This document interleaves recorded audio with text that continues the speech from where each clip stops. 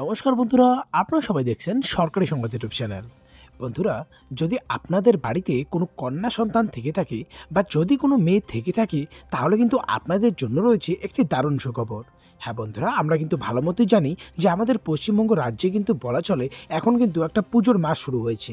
এখন কিন্তু একের পর এক পুজো শুরু হতেই থাকবে, মানে হতেই থাকবে। বন্ধুরা, এই পুজোর মাসেই কিন্তু আপনাদের ব্যাংক অ্যাকাউন্টে এবার ঢুকতে চলেছে 11,000 টাকা। আর আপনাদের মধ্যে ইতিমধ্যে যারা যারা এই নতুন প্রকল্পে আবেদন করেছেন, তারা কিন্তু অবশ্যই নিজেদের ব্যাংক অ্যাকাউন্টটা একবার চেক করে দেখবেন। যারা যারা আবেদন করেননি, তারা কিন্তু অতি শীঘ্রই এই নতুন প্রকল্পে আবেদন করে নেবেন। বন্ধুরা, এই নতুন প্রকল্পে না তো রাজ্য সরকারের আর না তো কেন্দ্র সরকারের, দুজনে মিলে কিন্তু এই নতুন সংস্থা তৈরি করেছে, যেটাতে কিন্তু শুধুমাত্র বাড়ির কন্যা সন্তান বা মেয়েরাই কিন্তু আবেদন করতে পারবে। তাদের জন্য আবেদন করা যাবে। আর বন্ধুরা, এই প্রকল্পে আবেদন করার কিছুদিন পরেই কিন্তু সেই মেয়ে বা কন্যা সন্তানের ব্যাংক অ্যাকাউন্টে কিন্তু এই 11,000 টাকা ঢুকে যাবে। তো বন্ধুরা দেখুন, এই বিষয়ে এখানে হেডলাইনে বড় বড় করে বলা হয়েছে যে বাড়িতে কন্যা সন্তান থাকলেই পাবেন 11,000 টাকা। চালু হলো একটি নতুন প্রকল্প। কিভাবে এটাতে আবেদন করবেন, কি কি ডকুমেন্টস লাগবে, বয়স কত থাকতে হবে, অফলাইন না অনলাইনে আবেদন করতে হবে, সবটাই আপনাদের বিস্তারিত বুঝিয়ে দেবো।